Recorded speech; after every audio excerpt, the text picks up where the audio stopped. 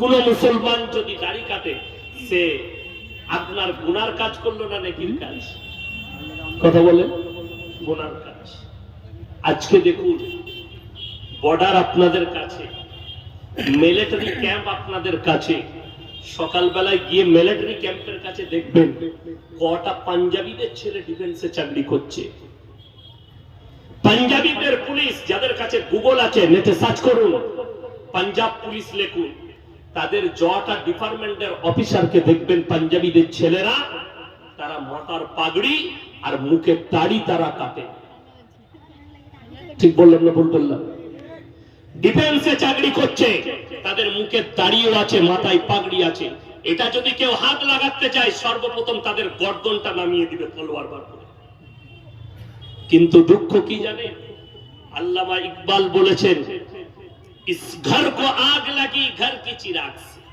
মুসলমান তোমরা নিজেদের ঘরে নিজেরা আগুন ধরিয়েছো, আর 100টা মুসলমানের মধ্যে 80টা মুসলমান দাড়ি চাচা মাল। ঠিক বললাম না ভুল বললাম? অথচ আপনি মুখে বলছেন নবীজির সুন্নত। আজকে ভারতের প্রত্যেকটা মুসলমান বালিগ হওয়ার পর থেকে যদি সবাই দাড়ি রাখতো কম্পালসারি, এদের বাপের হিম্মত ছিল না আমাদের দাড়িতে হাত লাগাই, টুপিতে হাত লাগাই। কিন্তু আপনার কাছে নবীর আদর্শ বড় নয়, বেঈমান আর কাফেরের আদর্শ বড়। 5 বছর আগে যোগী আদিত্যনাথ সরকার উত্তরপ্রদেশে থানার এক বড় বাবু পুলিশ অফিসার, তাকে সাসপেন্ড করা হয়েছে। মুসলিমদের ছেলে এত বড় দাড়ি রেখে 5 ওয়াক্তের নামাজ পড়ে, তাকে সাসপেন্ড করা হলো। দাড়ি চেচে তারপরে ডিউটি জয়েন করবে। সে বেচারা দাড়িগুলো চেচে ডিউটি জয়েন করেছে। টুইটার আর ফেসবুক আর ইনস্টাগ্রামে যোগীকে গালি, উত্তরপ্রদেশ সরকারকে, এটা ইসলামের দুশ্মন। একটা দাড়ি কেটে যদি যোগী আদিত্যনাথ ইসলামের দুশ্মন হয়, আমি জানতে চাই এই ভারতের মুসলিমদের কাছে 80% মুসলমান যারা নিজে থেকে সেলুনে দাড়ি চাচ্ছে, এরা কার দুশ্মন আমি এটা জানতে চাই। কথাটা বুঝাতে পারলাম? আমি পুরা বাংলায় বয়ান করি। 80% মুসলমান, তো এদের থেকে বড় রসুলের দুশ্মন আর কেউ হতে পারে? দ্বিতীয় নম্বর, কোরআন সত্য কিতাব, এটা বিশ্বাস করলেন, বিন্দু মাত্র সন্দেহ নাই বিশ্বাস করলেন। আপনারা বলুন, কোরআনে স্পষ্ট নিষেধ আছে সুদ খাওয়া হারাম। মুসলমান সুদ খায় না? খায় না? কথা বলে? আশা করি বরফখানা এলাকায় কেউ খায় না, সব ওলিরা বাস করে। খায়? খায়। এরপর বলি, যদি মুসলমান সুদ খায় জেনে শুনে যে কোরআনে আল্লাহ হারাম করেছে, সে আল্লাহর সঙ্গে যুদ্ধ ঘোষণা করলো না করলো না? করলো। কেন? আল্লাহ কোরআনে বলে দিয়েছে, ওয়াহাল্লাল্লাহুল বাইয়া ওয়া হাররামার রিবা, তোমাদের জন্য সুদকে হারাম করেছি আর ব্যবসাকে হালাল করেছি। আপনি আলু বিক্রি করুন, সবজি বিক্রি করুন, সারা দিন সবজি বিক্রি করে 500 টাকা রোজগার করবেন, ডাল আর আলু দিয়ে ভাত খাবেন, শাক আর আলু দিয়ে ভাত খাবেন, আল্লাহর কসম হালাল টাকা, যেটা খাবেন হালাল রুজি।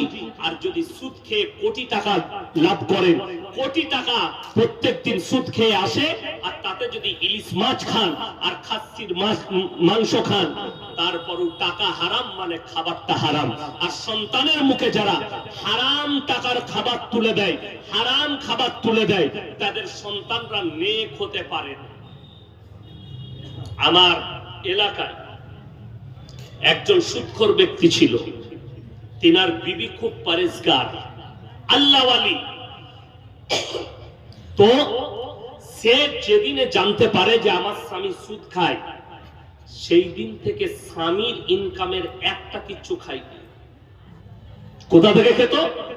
নিজের বাপের ঘর থেকে নিয়ে এসে খেত। সংসারের খরচটা বাপকে বলতো হালাল কামায় দাও, চাল পাঠিয়ে দাও, টাকা দাও, এর কামায় খাবো না মৃত্যুকাল পর্যন্ত। যেদিনে মারা গেছে সেই দিনও সেই মহিলা কোরআন পড়ে ইন্তেকাল করেছে। জোরে বলুন সুবহানাল্লাহ। স্বামীর পয়সা খাইনি, স্বামীকে বুঝিয়েছে, স্বামী মানেনি। আল্লাহ তাকে ইমানদার করে দুনিয়া থেকে তুলেছে। আপনার কি মনে হচ্ছে তার বিবির এই পরেজগারি, তার বিবির এই তাকওয়া, তার বিবির এই ইমানদারি, সে কি জান্নাতে নিয়ে যাবে তার স্বামীকে? আল্লাহর কসম ভুলে যান। উপায় নাই। যদি সারা জীবন সুদ খাওয়ার পরে তার বিবি পরেজগার হওয়ার কারণে যদি স্বামীকে জান্নাতে নিয়ে যেতে পারে, হযরতে নূহ নবীর বিবি জাহান্নামে যেত না, হযরতে লূত নবীর বিবি জাহান্নামী হতো না। তাহলে আপনার ফিরাউনের বিবি আসিয়া জান্নাতি, আল্লাহকে বলে অনুরোধ করে ফিরাউনকেও জান্নাতি করে নিতে পারে, কিন্তু উপায় নাই। আসিয়া জান্নাতে যাবে, তার চোখের সামনে তার স্বামী যার সঙ্গে রাত কাটিয়েছে, যে তার পেটের বাচ্চা যার বহন করেছে, ওই ফিরাউন জাহান্নামে নিক্ষেপিত হবে। আর বিবি আসিয়া জান্নাতে যাবে, দাঁড়িয়ে দেখতে পাবে, কিন্তু অনুরোধ করতে আল্লাহর কাছে পাবে না। আল্লাহ কোরআনে লাকির টেনে দিয়েছে। ওই জন্য আমার ভাই, রাসূলের হাদিস, যে লোকটা সুদ খেলো সে শুধু আল্লাহর সঙ্গে যুদ্ধ ঘোষণা করেনি, বরঞ্চ রাসূল সাল্লাল্লাহু আলাইহি সাল্লাম হাদিস বর্ণনা করেছেন, 1 টাকা যদি কেউ সুদ খায়, নিজের মায়ের সঙ্গে 36 বার জিনা করার সমান পাপ হবে। এই লোকটা 36 বার প্রত্যেকদিন মায়ের সঙ্গে জিনা করার পাপ করছে। এই লোকটার থেকে বড় নবীজির দুশমন আর কেউ আছে? আল্লাহ দুশমন কেউ আছে? এ আল্লাহর সঙ্গে যুদ্ধ ঘোষণা করেছে। কিন্তু দুঃখ লাগে, একটা মাতাল ব্যক্তি, সে মদ খেলে তাকে মসজিদে প্রবেশ করতে দেন না, গাঁজা খেলে প্রবেশ করতে দেন না, কিন্তু অথচ জুম্মার দিনে আমাদের দেশে সুদখোররা আতর লাগিয়ে মসজিদের ভেতরে গিয়ে বসে পড়ে। ঠিক বললাম না? সে জানেই না যে আমি যে মসজিদে ঢুকেছি, হ্যাঁ মসজিদে ঢুকা যাবে কখন? দরজায় পা রেখে বলতে হবে, আল্লাহ আজ থেকে তোমার ঘরে প্রবেশ করলাম, ইস্তেগফার করলাম, আস্তাগফিরুল্লাহাল্লাযী, সবাই পড়ুন আমার সাথে, আস্তাগফিরুল্লাহাল্লাযী লা ইলাহা ইল্লা হুয়াল হাইয়ুল কাইয়্যুম ওয়া আতুবু ইলাইহি। আমি আমার জিন্দেগিতে আর কোনোদিন সুদ খাবো না, এই পাপেতে লিপ্ত হব না। ইস্তেগফার করে তোমার ঘরে ঢুকে গেলাম, আল্লাহ তোমার সব গুনাহ মাফ করবেন।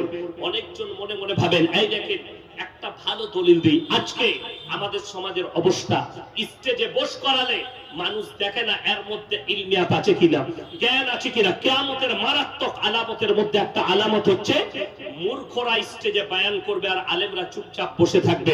এটা কিয়ামতের আলামতের মধ্যে একটা আলামত। কোরআন হাদিসের চর্চা থাকবে না, কোরআন হাদিসের ব্যাখ্যা বিশ্লেষণের জ্ঞান থাকবে না, অথচ দুটো বই পড়ে এসে চুটি বই পড়ে লোককে দিন শোনাতে যাবে, আর তাদের কাছে বদ্দিনটাই পৌঁছে যাবে, যেহেতু সে নিজে বদ্দিন, কোরআন হাদিসের জ্ঞান নেই। ওই জন্য বলে যায়, একজন বক্তা বক্তব্য দিচ্ছে, কোথায়? মালদাতে। কি বলে? ভাইয়েরা, যে লোকটা পাপ করলো, সুদ খেলো, সে আর জীবনে জান্নাতে যেতে পারবে না, সে চিরজীবন জাহান্নামী। কেন এই কথাটা বললো? এ হারামখোরের কোরআনের জ্ঞান নেই, হাদিসের জ্ঞান নেই। তোমার জানা নয়, কেউ যদি পাহাড়ের সমান পাপ করে ফেলে, কোরআন সূরা ফুরকান, কোন সূরা বললাম? সূরা ফুরকান।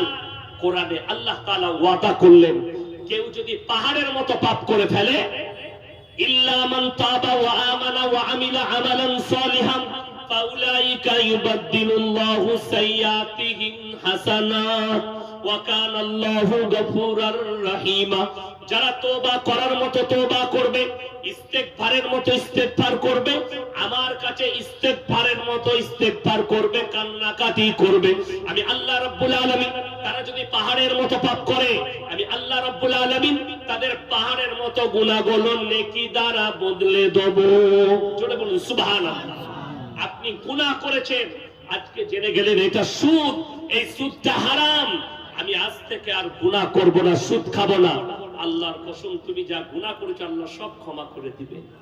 কিন্তু কেউ যদি বলে, মৌলবি যত বলবি বল, যত বয়ান করবি কর, আমরা মানব না, আমরা আমাদের জিদের উপরে অটল থাকবো, এই যে জিদ করে করে পাপ করবে, আল্লাহ তাআলা এই ব্যক্তির গুনাহকে ক্ষমা করবেন না। জিদ করে আর না জানতে করে ফেলেছে, না জানতে করে ফেলেছে, আল্লাহ ক্ষমা করবে। অজান্তে করেছি, জেনে গেলাম, আলেমরা বলেছেন বান্দা গুনাহ করতে ভালোবাসেন, আমার আল্লাহ ক্ষমা করতে ভালোবাসেন।